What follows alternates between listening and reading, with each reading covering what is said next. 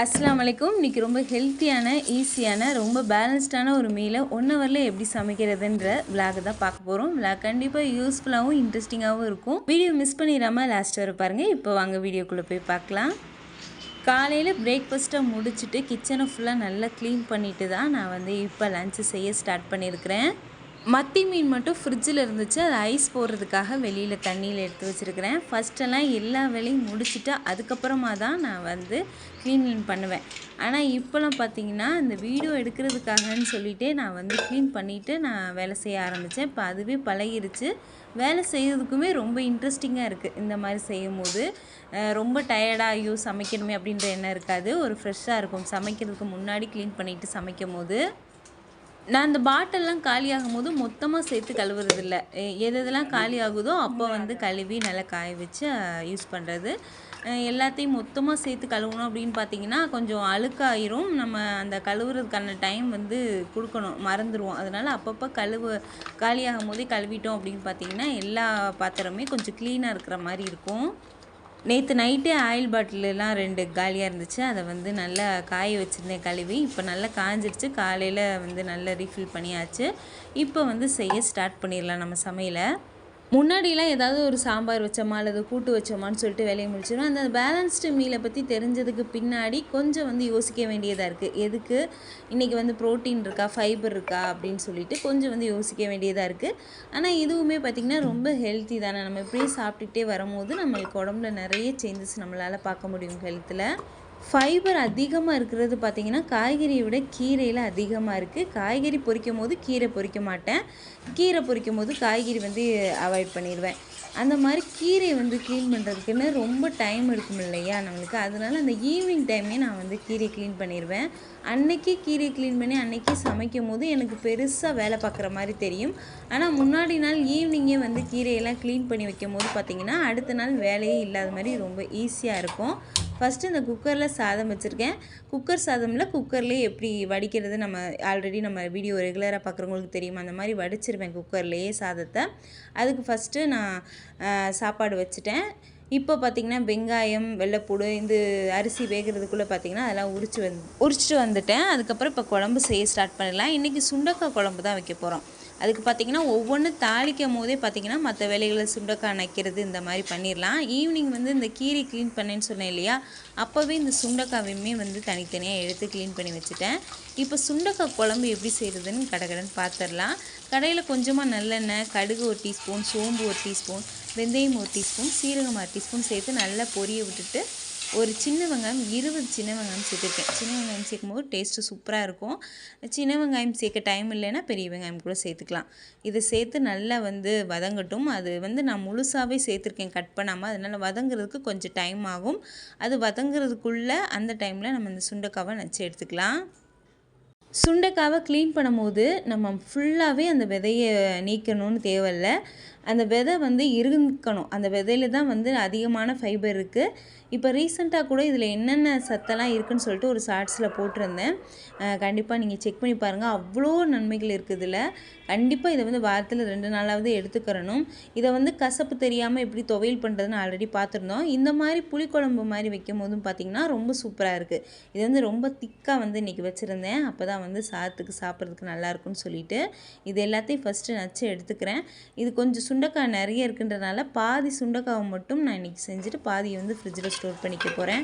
Next day துவையல் ஏதாவது பண்ணிக்கலான்னு சொல்லிட்டு.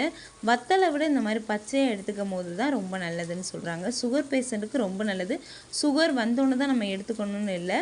இதுக்கு முன்னாடிலேருந்தே நம்ம எடுத்துக்கும் போது நம்மளுக்கு பின்னாடி வராமல் இருக்கிறதுக்கு ரொம்பவே காப்பாற்றும்.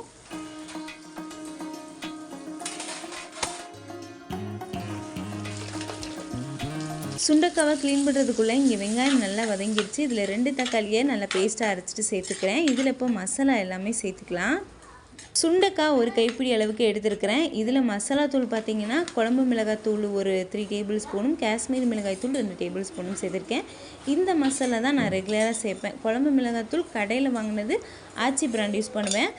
பெரும்பாலும் வீட்டில் இருக்கிறது யூஸ் பண்ணுவேன். எப்போயாவது இந்த கடையில் ஆச்சி பிராண்ட் வாங்கி யூஸ் பண்ணிக்கிடுவேன். இல்லாட்டினா அம்மா அரைச்சி கொடுக்குற வீட்டில் குழம்பு மிளகாய்த்தூள் எல்லா குழம்புக்குமே யூஸ் பண்ணுவேன். ரொம்ப கம்மியான மசாலா யூஸ் பண்ணாலே பார்த்திங்கன்னா டேஸ்ட் நல்லாயிருக்கும். நிறைய யூஸ் பண்ணணும்னு தேவையில்லை. இது ரெண்டுமே நல்லா திக்காக வரும். இப்போ புளி தண்ணி கொஞ்சமாக சேர்த்துட்டு நல்லா மிக்ஸ் பண்ணிக்கிற வேண்டியதான். புளி பேஸ்ட்டு இல்லாதனால எனக்கு பெரிய வேலையாக தெரியுது புளியை கரைக்கிறது. புளியை கரைக்கிறது சிம்பிளாக இருந்தாலும் அதுக்கு சேர்கிற பாத்திரம் தான் கொஞ்சம் அதிகம். இப்போ அந்த குழம்ப நல்லா வந்து கொதிக்க வச்சுட்டு அதுக்கு தேவையான உப்பையும் சேர்த்துட்டு கொதிக்க வச்சுருக்கேன். அந்த கேப்பில் மீனையும் வந்து க்ளீன் பண்ணி வச்சுட்டேன்.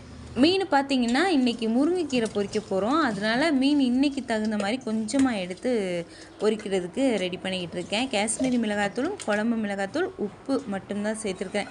எப்பயும் சோம்பு தூள் இஞ்சி பூண்டு இது எல்லாமே சேர்ப்பேன். அதை விட இந்த மாதிரி கம்மியான மசாலா சேர்க்கும் போது டேஸ்ட்டு ரொம்ப சூப்பராகவே இருந்துச்சு. குழம்பு நல்லா இன்னுமே திக்காகணும். அதனால் மீடியம் ஃப்ளேமில் வச்சுட்டேன். இப்போ சாதம் வந்து குக்கரில் வச்சதும் நல்லா வந்துருச்சு. இதை அப்படியே வடித்து ஓரமாக வச்சிடலாம். அதுக்கப்புறம் மற்ற வேலைகளை செய்ய ஸ்டார்ட் பண்ணிடலாம்.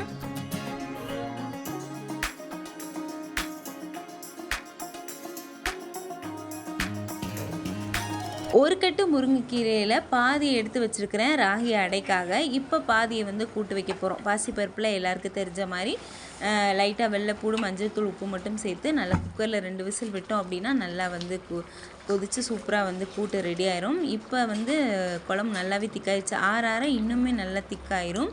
இதை வந்து அப்படியே கொத்தமல்லி சேர்த்து ஆஃப் பண்ணி வச்சிடலாம்.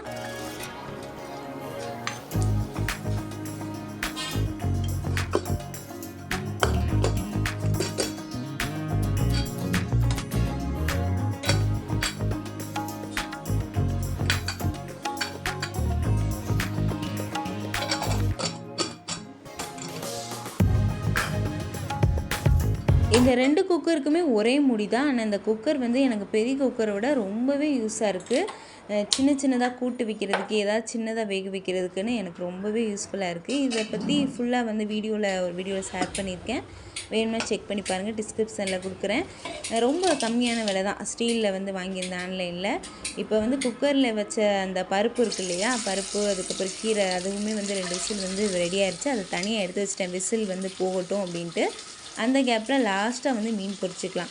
மீன் வந்து எப்பயுமே வந்து லாஸ்ட்டாக பொரிக்கும் போது சூடாக சாப்பிட்றதுக்கு நல்லாயிருக்கும். மற்ற எல்லாமே ரெடி ஆயிடுச்சு. மீன் மட்டும் பொரிச்சிட்டோம் அப்படின்னா சூப்பராக எல்லாமே எடுத்து வச்சிடலாம்.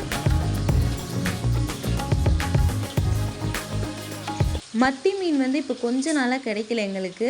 மற்றபடி மத்தி மீன் அதுக்கப்புறம் நெத்திலி மீன் வந்து அதிகமாக வாங்குவோம். இது ஏன் அதிகமாக வாங்குகிறோம் அப்படின்னு பார்த்தீங்கன்னா, வாரத்தில் ஒரு 5 நாளாவது மீன் வைக்கிறதுனால டெய்லியுமே ரொம்ப காஸ்ட்லியான மீன் வாங்க முடியாது இல்லையா, அதனால இந்த மாதிரி மீன் வாங்குவோம். எங்கள் ஊரில் 200 அல்லது 100 கூட இந்த மத்தி மீன் நெத்திலி மீன் கிடைக்கும். ஆனால் மற்ற எல்லா மீனை விட இந்த மத்தி மீனில் அதிகமான ஒமேகா 3 இருக்குது. நிறைய ப்ரோட்டீன் இருக்குது. கண்டிப்பாக இதை வந்து எடுத்துக்கணும். விலையும் ரொம்ப கம்மியாக இருக்குன்றனால நாங்கள் வந்து தாராளமாக இதை வந்து எடுத்துக்கிறோம். இப்போ மீன் ஃபுல்லாக பொரித்து எடுத்தாச்சு. அதுக்கப்புறம் பார்த்திங்கன்னா லாஸ்ட்டாக கீரையை வந்து தாளிச்சுக்கலாம். கீரையிலையும் நல்ல விசில் போயிடுச்சு. விலை கம்மியாக இருக்குன்றனால நம்மளுக்கு சத்து இல்லை அப்படின்னு இல்லை. விலை கம்மியாக இருக்க நிறைய பொருட்களில் வந்து நிறைய சத்துக்கள் அதிகமாக இருக்குது. கண்டிப்பாக இந்த மாதிரி விஷயங்கள்லாம் நம்ம ஃபாலோ பண்ணும்போது அதிகமாக டாக்டர்கிட்ட போகிறதே நம்ம வந்து அவாய்ட் பண்ணிடலாம்.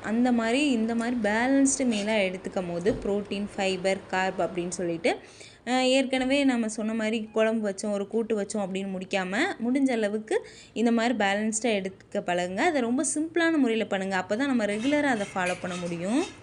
ரொம்ப கம்மியான நேரங்களில் பண்ணும்போது நம்மளுக்கே ஒரு இன்ட்ரெஸ்டிங் வரும். ரொம்ப நேரம் கிச்சனில் இருந்து வேலை பண்ணணும் அப்படின்னா 1 நாள் 2 நாள் செய்வோம். அடுத்த நாள் வந்து நம்மளுக்கு டயர்டாயிரும். இப்போ மீனே பார்த்திங்கன்னா நான் க்ளீன் பண்ணி இந்த ஃப்ரிட்ஜில் பாதி வச்சுருக்கிறேன். அதையுமே பார்த்திங்கன்னா நாளை கழிச்சுலாம் நான் வச்சுக்கிருவேன். 1 கிலோ வாங்கினனால அந்த மாதிரி சிம்பிளாக முடிச்சுக்கிருவேன். அவ்வளோதான். இதே மாதிரி நிறைய சிம்பிள் அண்ட் ஹெல்த்தியான ரெசிபி நம்ம சேனல் நிறைய வரப்போகுது. எல்லாத்தையும் மிஸ் பண்ணாமல் பார்த்துட்டே இருக்கணும்னா யாசின் அனுஃப் சேனலை சப்ஸ்கிரைப் பண்ணுங்கள். நான் போகிற ஒவ்வொரு வீடியோவும் உங்கள் மொபைலுக்கே தேடி வந்துடும்.